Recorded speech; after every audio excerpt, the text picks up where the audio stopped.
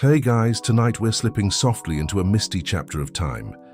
Back before smartphones, wristwatches, or even the neighbor's noisy rooster had their say.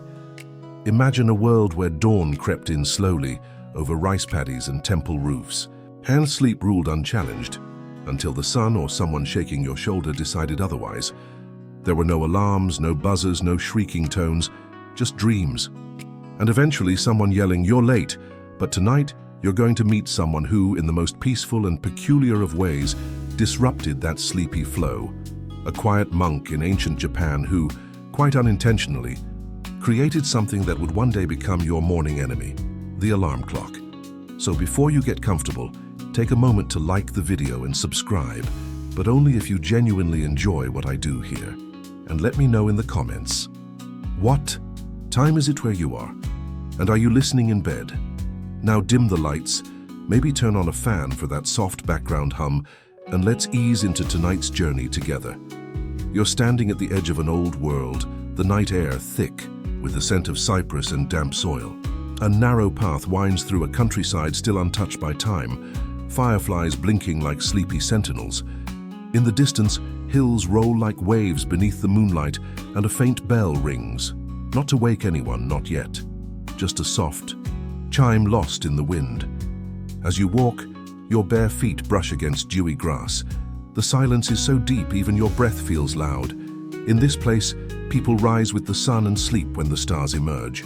No one needs a schedule, no one hurries. The seasons guide life, not clocks. You pass a farmer dozing on his porch, snoring gently under layers of linen. His ox nearby lets out a sigh that sounds suspiciously like yours on a Monday morning. You keep walking toward the hills, where the trees grow thick and the air changes, cooler, sharper, more watchful. There's a trail carved into stone, steps barely visible, moss-covered and forgotten by most, but something tugs you upward. Each step takes you closer to a time before ticking hands and glowing screens. You ascend into the hush of ancient Japan, where atop a quiet mountain, a secret waits. At the summit, nestled among pine and mist, stands a temple.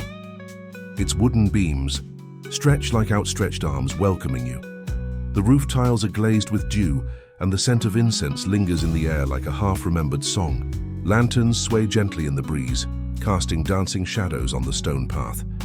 Inside, the temple breathes with rhythm, not the mechanical kind, but a living, breathing tempo. Footsteps of monks moving in harmony, the soft shuffle of robes, the occasional clearing of a throat. Everything is calm, ordered, timeless. You feel like time itself has taken a nap here. This was a world where sleep reigned supreme, where missing the morning ceremony meant scrubbing rice pots for a week, or worse, meditating next to the old monk who snored like a thunderstorm. You smile, because yes, even in this sacred ancient place, people overslept. And while no one wrote it down in gold ink or etched it in stone, the struggle was real. Temples ran on schedules. Meditations started at dawn. Bells had to chime at precise intervals. And yet every morning some poor novice would stumble in late, his robe backwards, hair wild, looking like he'd lost a fight with a futon. You wander into a side chamber where scrolls line the walls, and somewhere behind you a gong hums. Slow and heavy, like the temple sighing in its sleep. In this strange world of peace and precision, you're about to meet someone who saw this daily chaos and thought, maybe there's a better way, but not yet. For now, you step into the courtyard and look up. The stars flicker like candle flames. Somewhere a water drop falls, calm, soft and slow, a rhythm waiting to be noticed. You're not quite sure why you're here yet, but trust me, neither was Jiho, the monk you'll meet soon. He just wanted people to show up on time. What he ended up doing was inventing the first gentle nudge out of slumber the world had ever known. And honestly, you're going to love how he did it. But you might also start to suspect he just wanted 5 more minutes himself. To be continued. The path through the temple isn't paved with gold, but with years of footsteps, polished smooth by sandal soles and morning rain.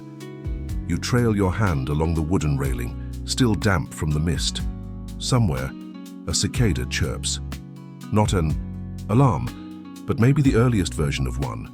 You find yourself drawn toward the rear of the temple complex, where fewer monks pass, and the air feels heavier, as if secrets rest here. A rusted bell, cracked down one side, leans slightly beside an old cedar tree. It hasn't rung in years, yet even in its silence it hums with memories. You glance up just in time to spot a figure crossing the corridor. Not young, not old, robed in brown, head freshly shaved. He moves like someone who has nowhere to go, yet arrives exactly where he needs to. That's Jiho. You don't know it yet, but the man who just adjusted a crooked stone in the garden path is the reason your phone buzzes at 7:30 a.m. every day. He doesn't look like an inventor. He doesn't even look like he's slept well. His eyes carry the weight of discipline and maybe the mild annoyance of having to be the one who wakes everyone else. He sighs, not in frustration, but in that resigned way someone sighs after. Finding a sock in their tea, you follow him casually, respectfully, as he enters a small chamber tucked into the side of the temple. Inside it's cluttered but neat. Scrolls rolled tightly, bits of bamboo, small ceramic pots filled with water, gears made from carved wood, scraps of string and metal. It's not a laboratory. It's not even supposed to be a workshop. But it's where Jiho comes when his mind wanders, and where sleep, oddly enough, begins to lose its total grip on time. He kneels before a set of polished stones arranged in a line. Each one is placed precisely. No one else notices them, but he does. Jiho sees patterns in things others overlook, like how the temple rooster crows 7 breaths after the temple bell, or how the wind always knocks over the same incense holder every third day. This is not genius in the Western sense. This is observation turned into ritual, ritual into rhythm. Back then, monks lived by routines stricter than a barista's latte foam standards. Morning prayers, tea preparation, gardening, copying sutras. Everything happened on cue, but only if someone remembered to cue it. And lately, no one did. There were too many sleepy novices, too many pre-dawn fogs. Once, an entire morning session was skipped because the monk tasked with ringing the bell had rolled himself into his blanket, like a sushi roll, and refused to emerge. He had to be carried, burrito style, to the garden as punishment. Jiho had enough. That's when the idea, absurd, gentle, beautiful, first landed in his head. What if the bell rang itself? But this wasn't Europe. No clock towers or gears or church mechanisms. Jiho only had what nature gave him: gravity, water, wood, and time. He began collecting ideas like a monk collects silence. He noticed how slowly a leaky ladle emptied. He watched water droplets form on temple eaves and fall with almost poetic precision. He began to time them with his breath. 1 drop, 2, 3. Silence. Then, plop. Again. Again. A lullaby, made of patience. Some nights he would fill a small clay bowl with water, balance it above a lever held down by a wooden pin, and wait. For hours, watching as the weight shifted with each drop until the lever gave way, and tap, a bamboo rod would fall onto a drumhead, emitting a dull but clear thunk. That thunk woke up a rat once. Not a great result, but promising. He tinkered more. Balanced clay dishes, adjusted angles, switched out rods and containers. He accidentally flooded the scroll room once, which led to the very first waterproof scripture casing, an unexpected bonus. Eventually, he built something deceptively simple, a hollow bamboo pole suspended above a bucket, slowly filled by a trickling stream. When the pole filled just enough, it tipped forward under its weight and struck a small bronze bell. The sound was soft but persistent. It could nudge a soul from slumber without screaming. The temple, of course, had mixed feelings. Jiho, monks aren't supposed to invent things. Jiho, we wake with the sun, not the sound of whatever that thing is. But when they realized his whatever that thing is actually worked, and that morning prayers suddenly started on time again, resistance faded faster than rice at lunch. They gave it a name, Mizudoki, or water clock. Not because it counted minutes like the clocks you know, but because it captured the spirit of them. Gentle pressure building slowly until a moment must be acknowledged. You sit near Jiho now as he tests a new version. This one smaller, quieter, designed to gently awaken just one person. You hear the faint tuk tuk tuk bong. It's rhythmic, calming, like a droplet tapping you on the shoulder and whispering, "Hey, time to start again." You close your eyes, and for just a moment, think about never setting your alarm again. But Jiho's already ahead of you. He's working on the snooze function, to be continued. The sun barely kisses the horizon when the temple stirs, not because someone shouted or clanged a giant bell, but because of a modest dong echoing through the halls. It's not loud, it doesn't need to be. It's the kind of sound that doesn't demand but suggests. And in this temple, suggestion from Jiho's invention is more persuasive than orders from the abbot. You awaken, wrapped in a thin cotton blanket, unsure if you're dreaming. But then you hear it again. The water drops falling into the basin with hypnotic precision, a soft plink. Plink, plink, then silence, a breath, and then bong. Time to rise. You stretch, reluctantly. If you were hoping for divine intervention to cancel morning meditation, it's not coming. The monks begin their routines in quiet procession, brushing teeth with twigs, adjusting robes, murmuring morning sutras. There's a certain harmony to it, a shared rhythm that begins not with the sun, but with a single drop of water falling at the right time. Jiho stands near the water clock, eyes slightly puffy but deeply content. He nods at you without saying a word, as if to say, "See? Told you it would work." But this is only the beginning. The temple's water clock becomes a modest marvel. Not flashy, not revolutionary, but effective. And word spreads, not by messengers or proclamations, but by travelers who notice things, like how this particular temple always starts rituals on time, or how monks seem calmer here, their mornings smoother, their afternoons better paced. Eventually, a neighboring temple sends someone to observe, then another. You overhear whispers during the tea ceremony. Did you hear they use falling water to wake up? Like actual water? Not metaphorical enlightenment water? No, actual water. Some monks are skeptical, others intrigued. One young novice insists it must involve spirits. Jiho just chuckles. "Only the spirit of gravity," he says, which either impresses or confuses everyone equally. Soon a delegation arrives from a much larger monastery down in the capital. They don't come with scrolls or gifts. They come with sleep in their eyes and curiosity in their pockets. Their abbot, a stern man with impeccable posture and a suspicious look permanently carved into his face, watches the device in action. He doesn't speak for a long time. Then, finally, he mutters, "This is clever." Jiho bows. "Thank you. I didn't say it was good. I said it was clever." High praise in monk speak. The larger monastery wants to replicate it, but they need a demonstration. So Jiho sets up a second clock, slightly larger, with a polished bell that rings a cleaner tone. This one is intended to signal not just the start of meditation, but the change of practice hours throughout the day. He's now coordinating entire blocks of monastic time using drips and patience, and it works. In fact, it works too well.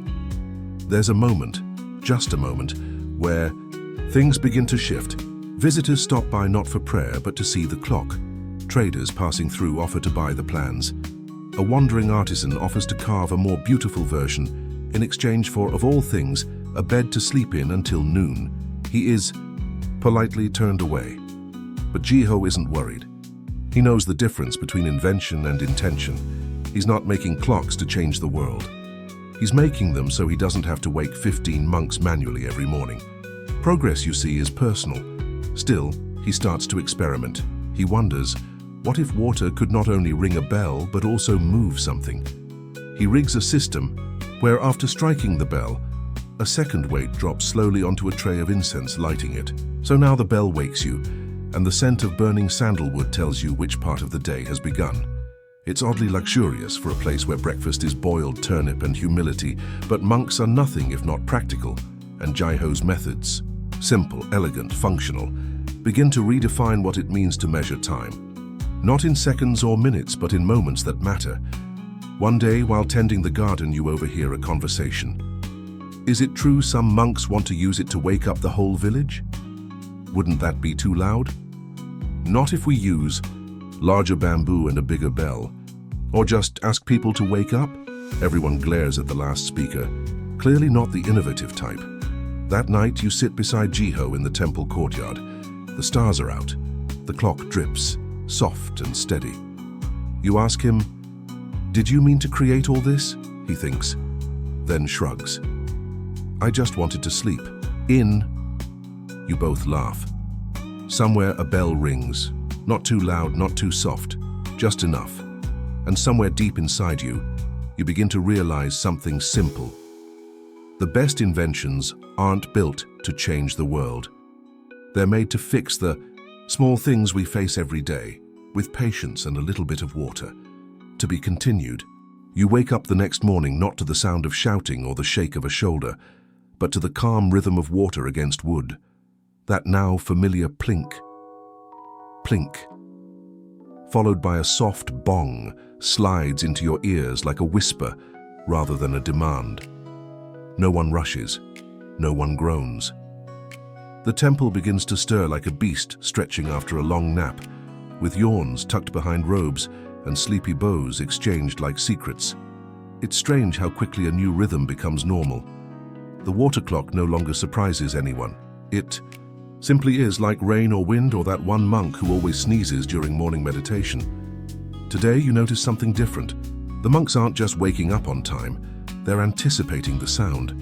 You see one novice brushing his teeth with a twig before the bell rings, peeking out the window like a child waiting for the ice cream cart. Jiho's invention is no longer just a tool, it's becoming an anchor. You trail behind Jiho again as he walks to the main chamber with a bucket of stones. He doesn't explain what they're for, but you've learned that with him, everything has a purpose. Even if it's weird, involves pebbles and takes 5 hours. Today's task? Creating a secondary time signal using heat. You watch, confused but intrigued, as Jiho places a small copper bowl under a magnifying glass, angled to catch the morning sun. Water drips slowly onto a thin sheet of paper inside the bowl. When the drop hits the hot metal, it sizzles and the paper curls. That's the signal. Paper curling, you blink. It's a clock that uses steam as a timer. Not exactly Apple Watch material, but undeniably genius. Jiho calls it the invisible bell. You call it the thing that nearly started a fire in the prayer room. Either way, it works, barely, and you can't help but admire his quiet obsession. Monks hate surprises, Jiho mutters, as if defending himself. We like knowing when to be surprised. You nod as if this makes perfect sense, but not everyone in the temple is thrilled.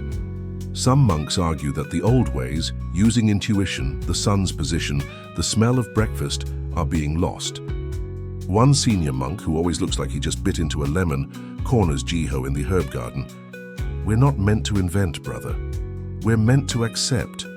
Jiho simply replies, "I accepted that no one wakes up when they're supposed to. Then I accepted that I didn't like shouting at people."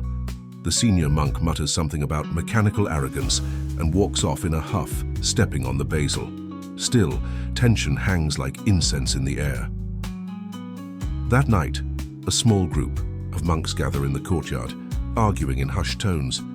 Some think the clock makes the temple too modern. Others whisper that Jiho's tools are drawing attention, the kind that leads to imperial orders, inspections, maybe even loss of autonomy. And they're not wrong, because the next morning someone arrives from Kyoto. He doesn't wear a robe, he wears silk, and he has shoes. Actual shoes, not sandals. That's when you know things are about to get complicated. He introduces himself with a name so long and noble, you immediately forget it, but the only word that matters is messenger. He represents a high-ranking official in the imperial court. The man fascinated by time, precision, and apparently monks who can build gadgets out of sticks. The messenger isn't rude, but he isn't humble either. He strolls through the temple like a man browsing a marketplace, nodding thoughtfully, offering unsolicited suggestions like, "Could this bell be made of silver?" And "Can it chime in the shape of a cherry? Blossom?" Jiho doesn't say much, but you can tell. His face is the human version of a soft sigh. Eventually, the messenger speaks to the abbot. He wants to bring the invention to the capital. For the betterment of the realm, he says, to ensure the emperor's schedules are followed with divine precision. The abbot, to everyone's surprise, says, "We'll consider it." You see Jiho later sitting by his clock turning a stone in his hand. He doesn't look angry, he just looks tired. "I didn't make this to be taken," he says softly.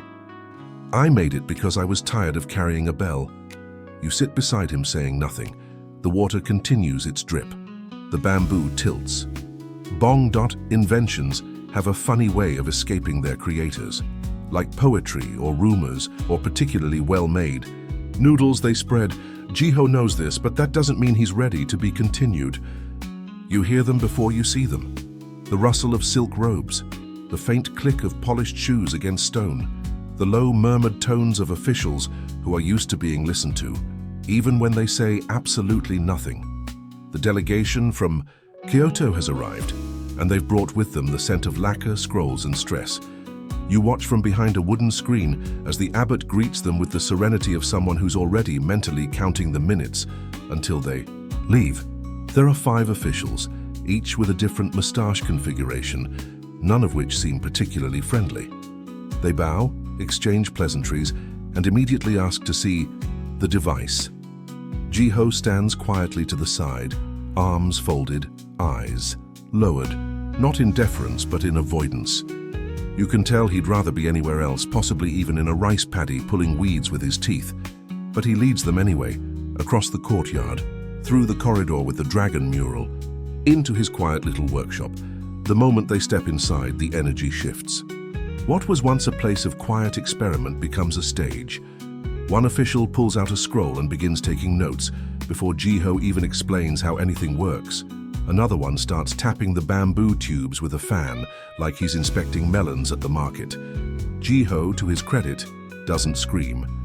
He explains the basics: gravity, water flow, counterbalance, how the dripping fills a hollow tube, shifting its center of mass until it tips and rings the bell. The simplicity of it is what makes it elegant, and ironically what makes the officials suspicious. "That's it?" one of them says, peering at the clock like it's hiding something. Jiho shrugs. "That's it." There's a long silence. Then the eldest official, whose beard could house a small sparrow, says, "We'd like you to build a larger one for the Ministry of Timekeeping." You blink. The what now? Apparently there's a new initiative at court to improve efficiency, and someone, probably while half asleep, suggested creating a Bureau of Morning Coordination. You suspect this is just a fancy way of saying, make sure nobles get to tea on time. Jiho doesn't respond right away. He stares at his invention like it just betrayed him. Then finally, he says something that catches even the abbot off. "Guard, no." The air tightens. You feel it in your lungs. Somewhere in the garden, a bird coughs. The eldest official raises an eyebrow. "You would refuse a request from the capital?" "It's not a request," Jiho replies calmly. "It's a relocation of something meant to stay here." There's an uncomfortable pause. The officials glance at each other. One of them starts muttering something about duty, honor, and the emperor's will. Jiho interrupts. "This clock isn't about control, it's about rhythm. The kind you earn by living it, not the kind you schedule for someone else. It's possibly the most polite mic drop you've ever witnessed." The officials, now visibly annoyed, leave the room. You follow them outside, watching as they whisper furiously among themselves near the koi pond, one of them nearly stepping into the water. That would have been karmically satisfying, but sadly he recovers. Later that evening, you find Jiho alone, sitting on the temple steps. He's holding a small piece of parchment, the original drawing of his first water clock, ink faded, corners torn. You sit beside him quietly. "They'll try to build their own," he says. "They'll probably make it fancier, use bronze, maybe silk banners.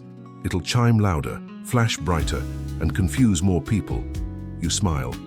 "But it won't be yours." Jiho nods. Then he chuckles. "I bet it'll break within a week." He's not bitter, just realistic. Some things, when taken out of context, lose their meaning, like a haiku explained in a boardroom, or a song transcribed without its rhythm. That Night. You notice something strange. A few of the younger monks have started building their own versions of the water clock, not copies, variations. One uses a tilted leaf, another uses hot wax, and a suspended stone. Jiho doesn't stop them. In fact, he watches them closely, like a teacher who forgot he was one. You realize something important. Jiho didn't invent just a device. He planted a mindset, one that says, notice the drops, honor the rhythm, build with your hands, and never underestimate a monk who's tired of ringing bells. To be continued. The sun rises with its usual indifference, spilling gold across the temple rooftops, like it doesn't know it almost lost custody of the morning to 5 bureaucrats from Kyoto. You sit near the pond, watching koi fish drift lazily in circles. The aquatic version of monks meditating, when you hear the now familiar plink, plink, tibong. The water clock still chimes, still gentle, still very much home. Today feels quieter, but not the sleepy kind. It's the kind of quiet right before something changes. You feel it in your bones, the way you can feel an approaching storm in the stiffness of your knees. Or in this case, the way every monk suddenly seems extra polite to Jiho. Word has gotten around.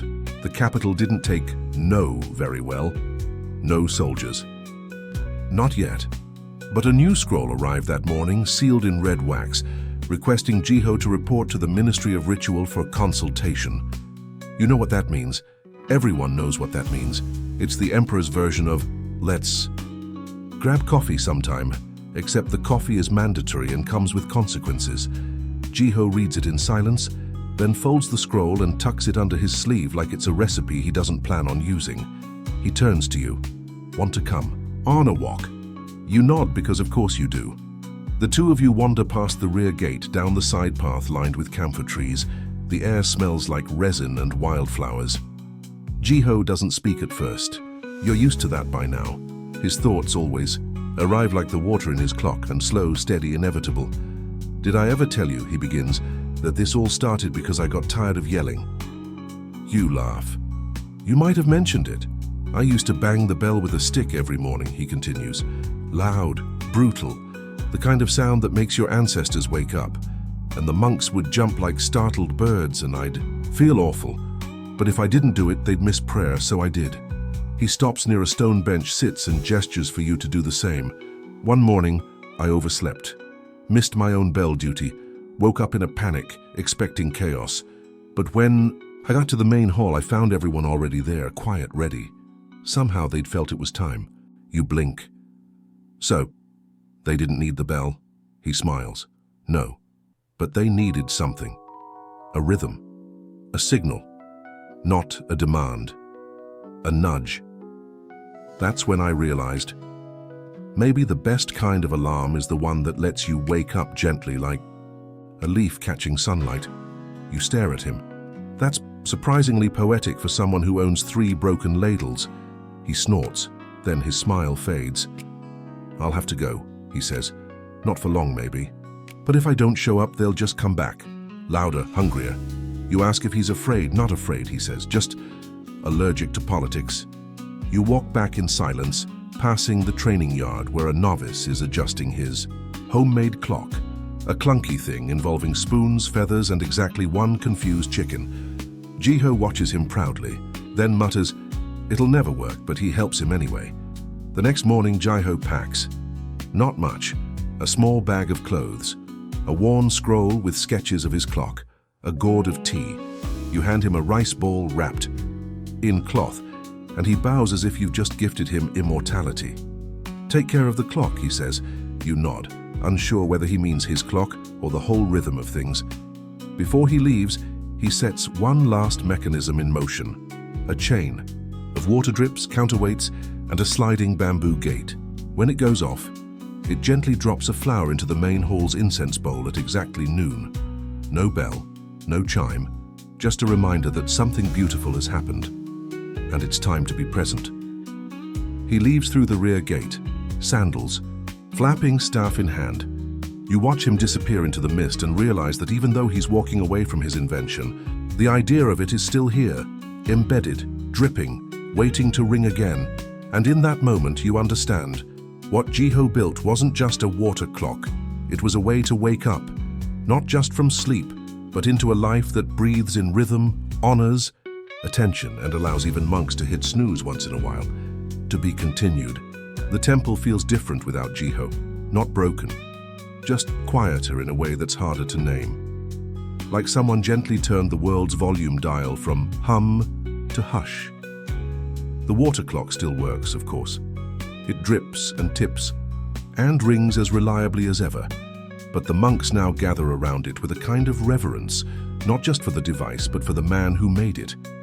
You catch one of the novices polishing the bell 3 times a day, even though Jiho explicitly told everyone not to do that because it made the tone weirdly smug.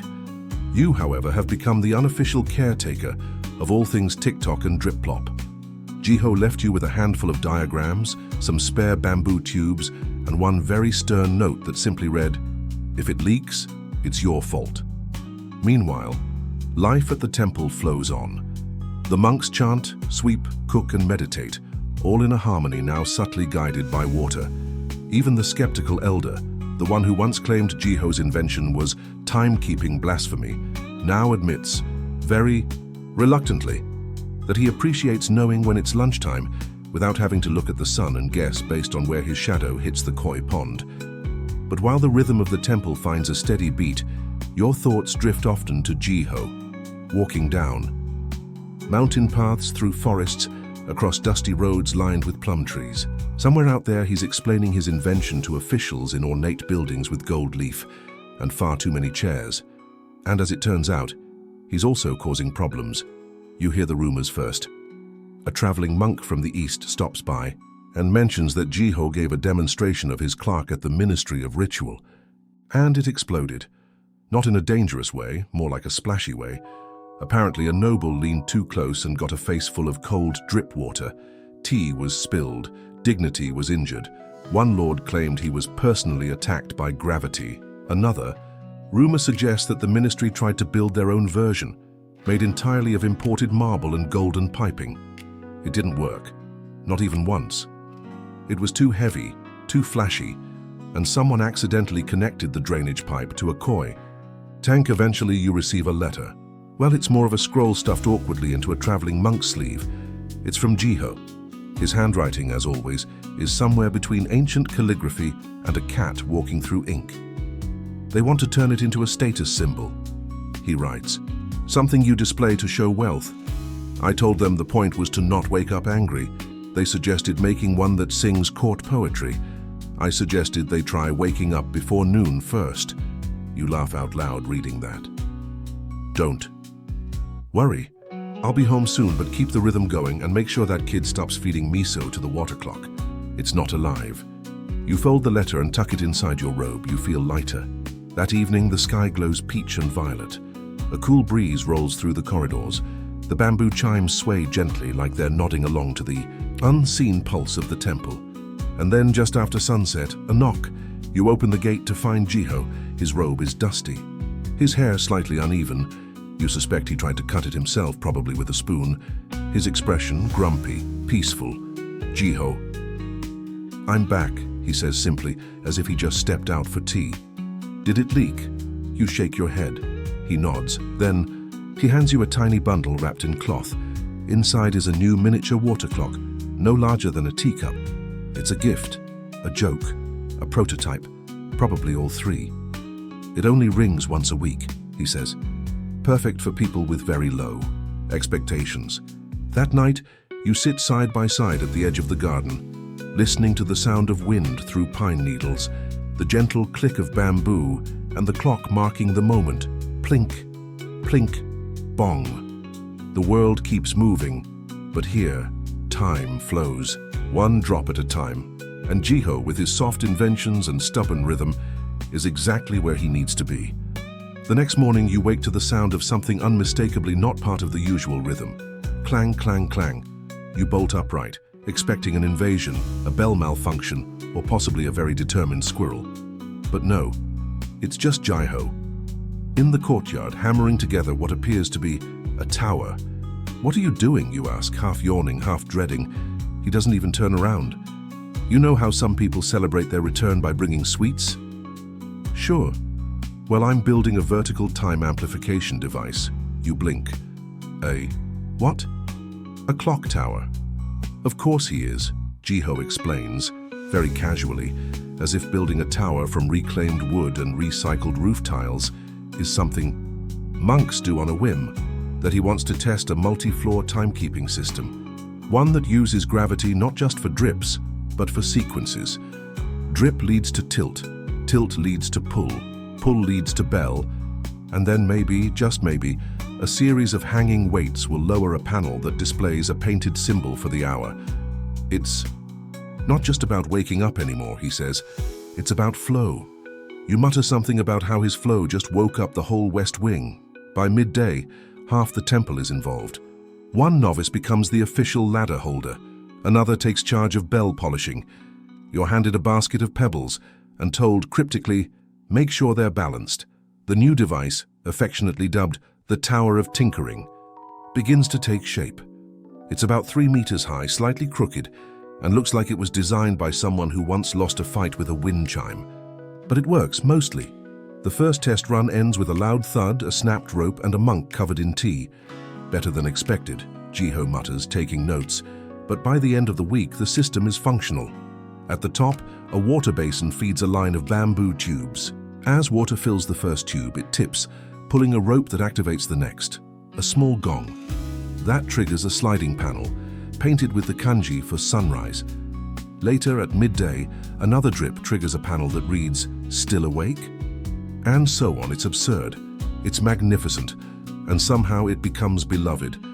Visitors from neighboring villages start arriving, not for prayer, but to watch the tower go off. Children cheer at the painted panels. Old farmers time their naps to the rhythm. Even the grumpy elder starts adjusting his afternoon tea based on the second bell. Soon, questions arise. Can it announce weather?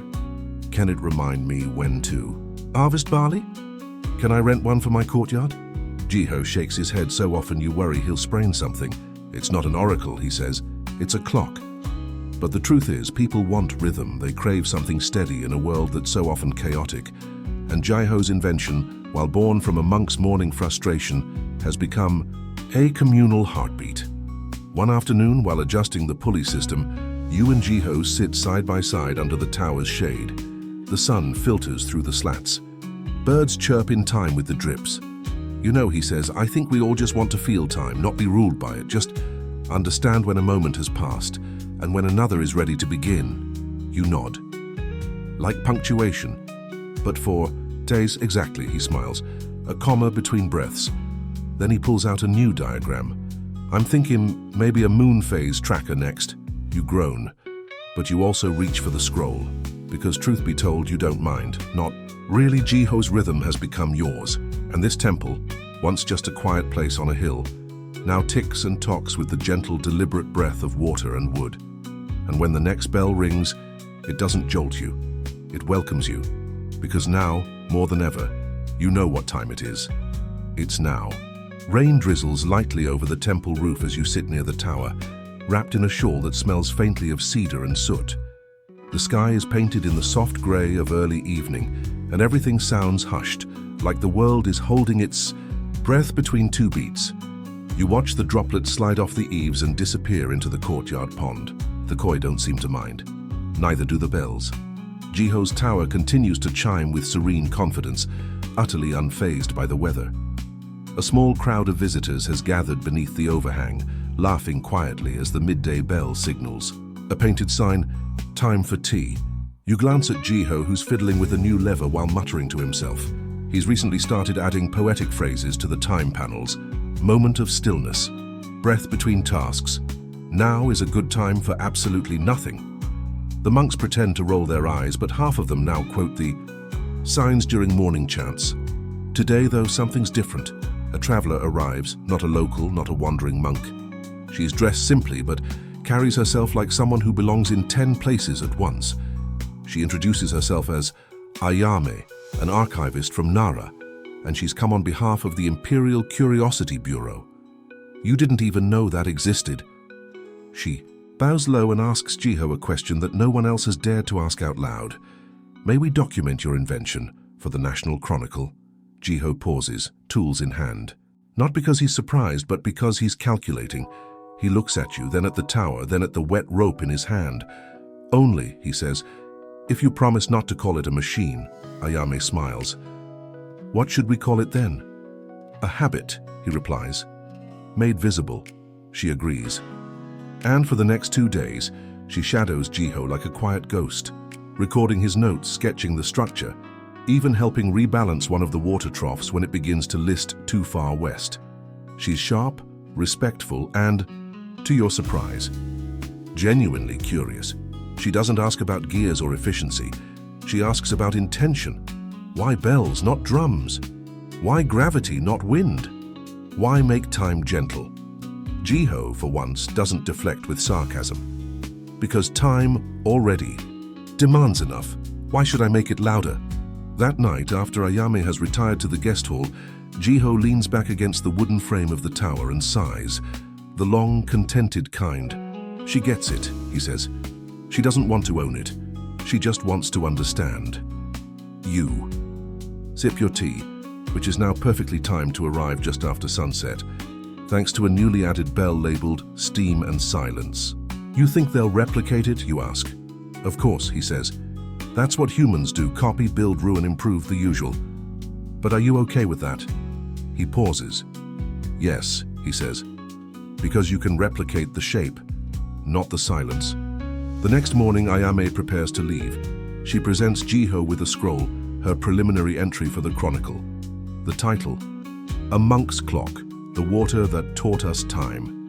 Jiho chuckles. That makes it sound more dramatic than it was. No, she says. It makes it sound exactly like what it is. You walk her to the gate. She bows, then looks back at the tower, dripping steadily in the golden morning light. It's not just a clock, she murmurs. It's a way of being. And just like that, she's gone. The temple exhales, the wind shifts, another drop falls, and when the bell rings, you realize something. It's no longer Jiho's rhythm, or the temple's. It's yours now, and it lives in every tickless moment between breath and bell. The summer deepens, thick and drowsy, wrapping the temple in layers of cicada song and golden heat. Even the stone paths seem to sweat. You walk barefoot now, not out of discipline, but because shoes feel like too much effort when the sun feels like it's trying to melt your thoughts. Still, the clocks drip. Jiho's tower doesn't flinch in the heat. The water flows as steadily as ever, fed now by a clever system of shaded bamboo gutters and cool stone reservoirs. You and Jiho call it the lazy river of time. The name doesn't catch on. The monks start adjusting their rhythms too. Morning. Meditation begins earlier before the sun gets too pushy. Afternoon chores shift later. Jiho adds a new sign to the time panels, optional regret hour. It appears just after lunch. No one admits to loving it, but everyone shows up. You spend long afternoons under the pine trees, listening to the trickle of water and the hum of sleepy bees. And you start noticing things, tiny invisible things that Jiho somehow taught you to see, like how the water speeds up slightly after a summer storm, or how the bell chimes sound deeper when the air is heavy. Time, it turns out, isn't just about hours. It's about texture. One evening, as dusk rolls in like a soft blanket, Jiho presents his newest addition, a night clock. You are hoping it would be quiet. It's not. It doesn't ring, he assures you. It clicks. And sure enough, it does. Every 2 hours after sundown, a small wooden arm knocks gently against a hollow gourd. The sound is so soft it almost blends into the wind. Jiho claims it's for philosophical awareness of nocturnal passage. You suspect it's to mess with the novice who always sleeps in the hallway, but it works. The monks adjust again. Some wake for short midnight meditations. Others use it as a cue to shift sleeping positions or stoke the lamps. You find yourself waking briefly, listening for the click, then drifting back into sleep like a feather returning to earth. Soon visitors begin requesting overnight stays, not for pilgrimage, not for prayer, but just to sleep near the clock. You overhear a merchant whispering to a friend, it's like being rocked by time itself. Another guest calls it the lullaby of centuries. Yu and Jiho try to play it cool, but later he admits, that's the nicest thing anyone said about dripping water since that guy in the well. More scrolls arrive from Kyoto, not with demands but with questions. Nobles write to ask how to restore domestic harmony through aquatic time discipline. Someone suggests franchising. Jiho burns that letter. The local village builds a clock of its own, a simpler version, shaped like a lantern, placed in the town square. It chimes 4 times a day and releases a puff of incense with each tone. Children call it the breathing tower. They gather around it like it's story time. One boy tells you, very seriously, the clock teaches the trees when to grow. You don't correct him, because in a way he's right. These clocks, these dripping, tipping, whispering things, have become more than tools. They've become rituals, anchors, a way to measure life without measuring it too much. Jiho watches it all with the quiet satisfaction of someone who once just wanted to sleep a little longer and accidentally gave rhythm to an entire region. One night he says something that sticks in your bones. You know what the real invention was?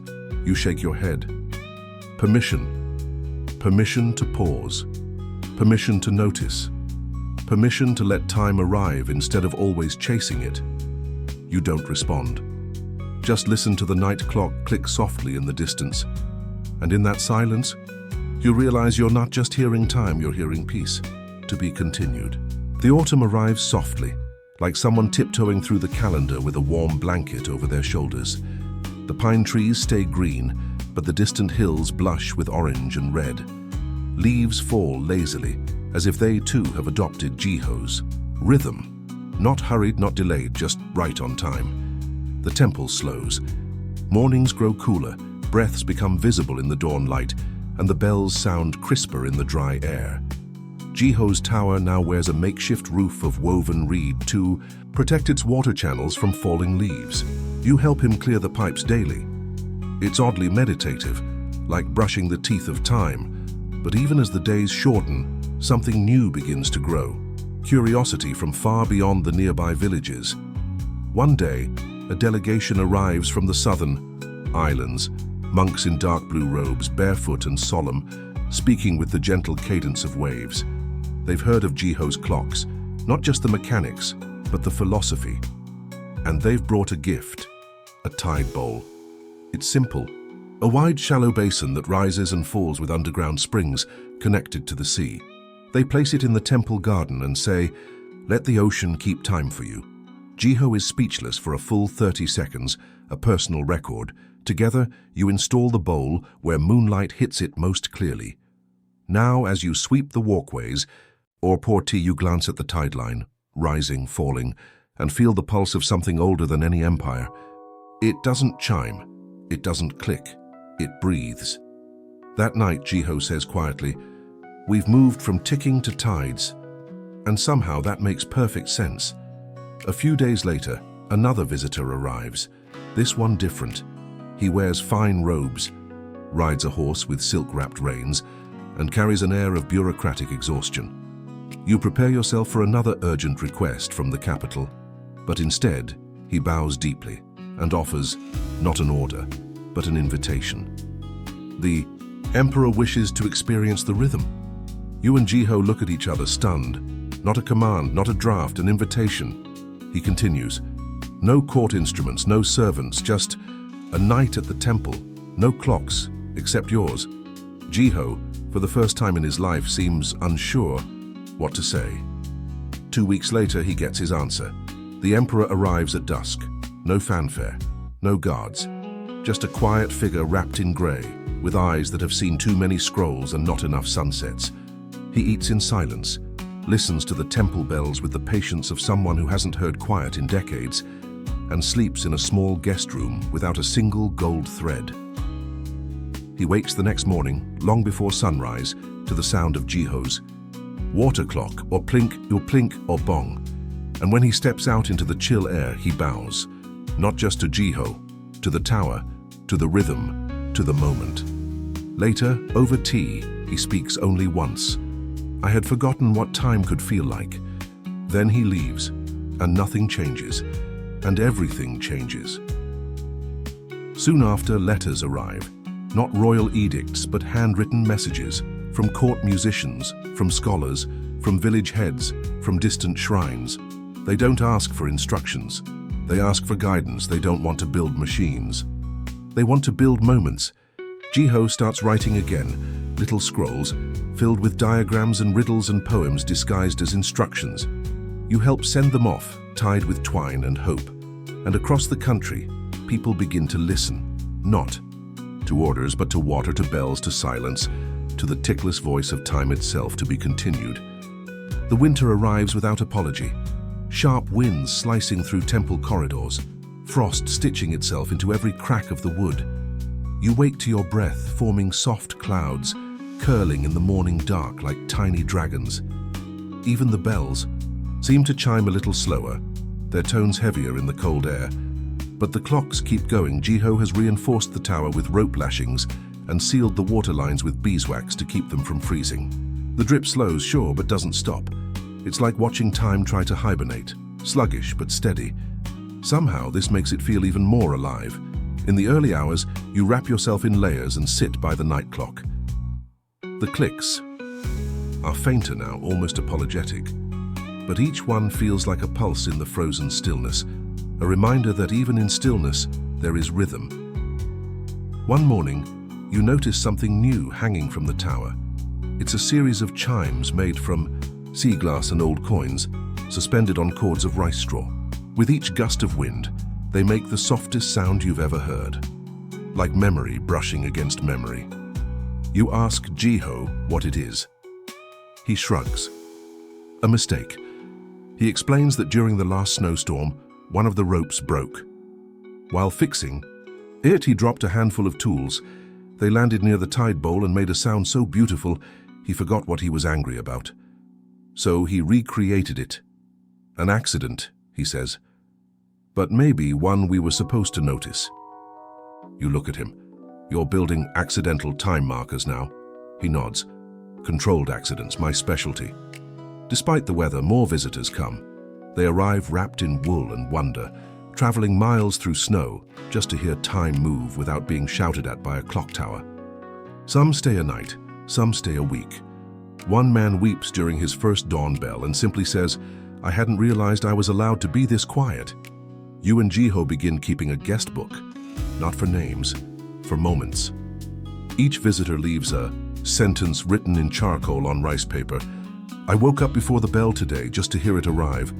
My breath and the water drops fell into sync. For once I didn't feel late. Time didn't push me, it waited." At first you think Jiho might find all this attention annoying. He's not exactly a people person. But to your surprise, he seems lighter. Not proud, not boastful, just settled.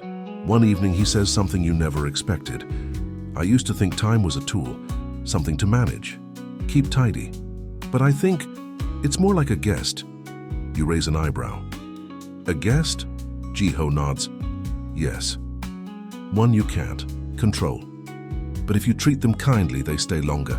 And if you rush them, they leave." You sit together on the veranda, sharing hot tea, watching the moonlight catch on the frost-covered ropes of the tower. The water drops now are slow, so slow, but deliberate. Each one takes its time, builds its weight, leans into gravity, and falls. Plink. It's a tiny act of courage in a frozen world, and when the bell chimes, it echoes through the snow, like a warm memory, soft but certain. That night, as you crawl beneath your blanket, you realize something that keeps you warm long after the coals have gone cold. The world didn't slow down. You just learned how to feel it, to be continued. The snow lingers long after the new year, blanketing the temple in thick, muffled white, like the world wrapped itself in a comforter and decided not to answer the door for a while. Everything is quieter now. The wind no longer rushes, but whispers. The koi pond sleeps beneath a shell of ice. Even the monks seem to move slower, like their footsteps have agreed to be gentle with the silence. But the clocks, still ticking, still dripping, still alive. You and Jiho spend most days inspecting the tower, knocking loose icicles from the ropes, adjusting the balance of the drip trays. A single frozen drop can delay the whole rhythm by hours. Jiho doesn't mind. If anything, he seems delighted. Time should be harder in winter, he says, nudging a frozen valve with the tip of his staff. It reminds us we're not in charge. You smirk. You invented a clock. That's literally trying to be in charge of time. Shrugs. I never wanted control, I wanted cooperation. On the coldest nights, you start sleeping near the clock tower. Not for duty, just for comfort. There's something reassuring in hearing the drip, even when the wind screams through the trees like it's lost something. The tower feels like a friend who refuses to abandon you, even if their fingers are a little stiff from the cold. Visitors still come, not many, but enough to keep the teapot busy. One day, a blind storyteller arrives, a woman in her 60s led by a young apprentice. She sits under the tower, listens for a long time, and then says, "This reminds me of Old River. Songs? The ones that don't rhyme, just repeat." She stays 3 days and leaves behind a small flute carved from bamboo. Jiho turns it into a new component, a breath-activated chime that plays only during the night wind. No one notices it at first, until one evening you hear it, a single, fluttering note carried across the frost-bitten sky like a sigh. You smile, in the dark. Even the wind keeps time now. The monks adapt again. Jiho teaches them how to repair the ropes themselves, how to clean the channels, how to listen when the drip is out of tune. He stops calling it my tower and starts calling it our rhythm. One novice builds a side clock using sand instead, so of water. It doesn't work well, clogs often, smells vaguely of fermented turnip, but Jiho gives him a ribbon made from bell cord anyway. Not for success, for curiosity. I don't want followers, he tells you later. I want rememberers, people who remember to ask, how does the world want to move today? One snowy morning, you wake earlier than usual. Not because of the bell, not because of the cold, but because of stillness. You step outside and see Jiho standing motionless beneath the tower, eyes closed, hand outstretched. A single water drop falls onto his palm. Plip. That one, he whispers, was perfect. Later, he writes something on a slip of rice paper and tucks it behind the tide bowl. A good clock doesn't tell you what to do. It reminds you you're already doing it.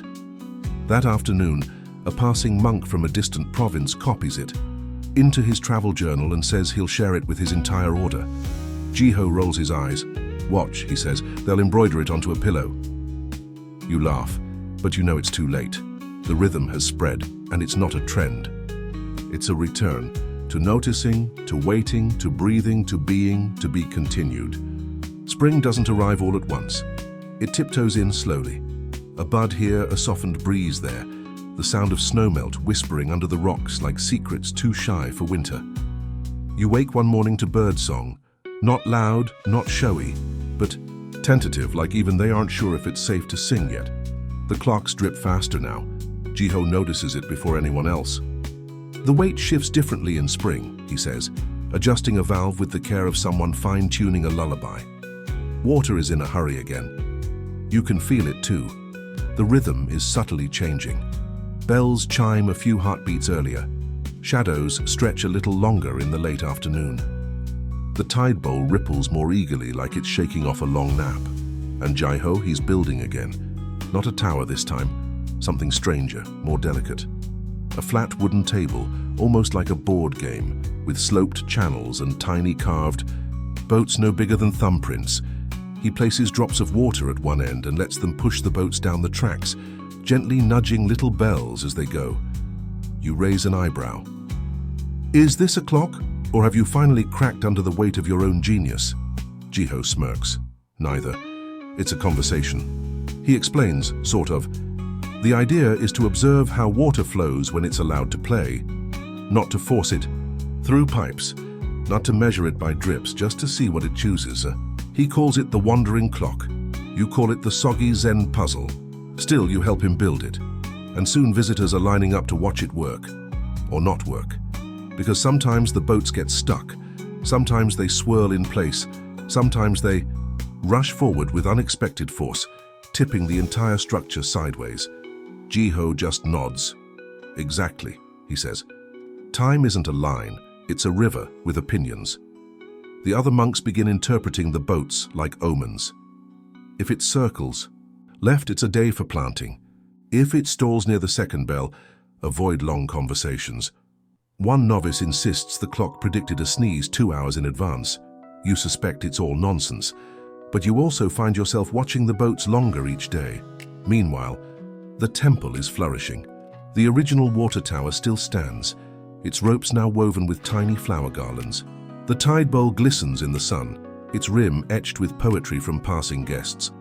The night clock now has 3 separate breath chimes, all tuned to different phases of the moon. It's no longer just a clock, it's a choir. Letters pour. In not questions now, but gratitude. I no longer dread mornings. My family built a clock with wind chimes instead of bells. I cried when your drip fell in sync with my heartbeat. Thank you for making time feel like something soft.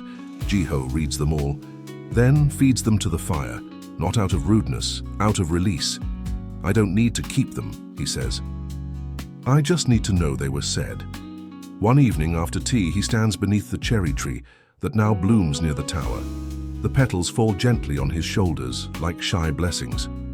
You know, he says, this whole thing started because I hated yelling in the morning. You grin. And now you've created a nationwide philosophy. He shrugs. Maybe, or maybe I just got better at listening. You sit together in silence, listening to the dripping, the boats, the breath of the trees, and for a moment, there is no past, no future, just a drop, a bell, a breeze to be continued. It begins with a breeze, soft, almost shy, carrying the scent of moss and memory. The cherry blossoms fall in slow spirals, brushing against your cheek, like someone saying goodbye without saying a word. Jiho is already awake, not to ring a bell. Not to fix a drip, just to be. You find him standing at the edge of the garden, looking out at the hills where the mist gathers each morning. His hands are behind his back, and for once, they are not fidgeting with ropes or adjusting levers. He's still. When he speaks, it's as if he's continuing a conversation that started long before either of you were born. I used to think I was measuring time, he says. Turns out it was measuring me. You don't answer, you don't need to.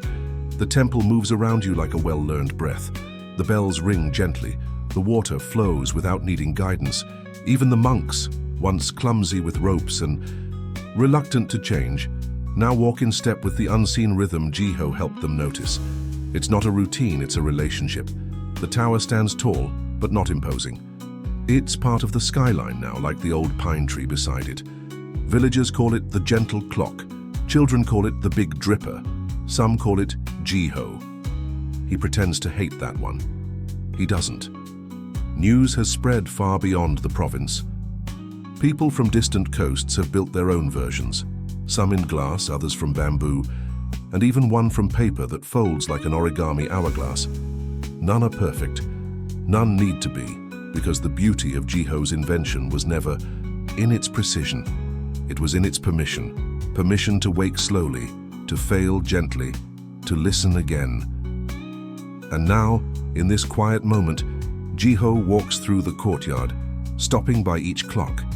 The old water dripper, the breath chime, the wandering boat board, the tide bowl. He doesn't adjust them. He just bows. Like visiting old friends. Then he comes to you.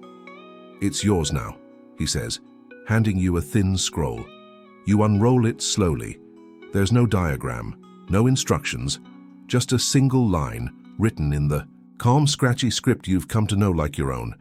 Whatever you do, don't rush the drip. You look up, and he's already walking away, not into the mist, not into legend, just into the shade of the trees, where the breeze hums and the world continues, drop by patient drop.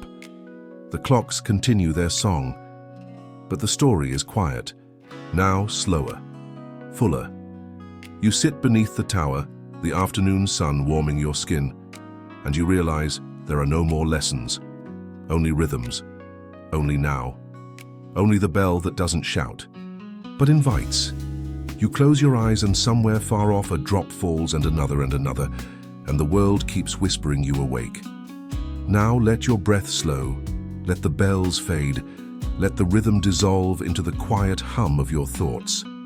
And sleep, gently cradled by time itself. End of script. Sweet dreams.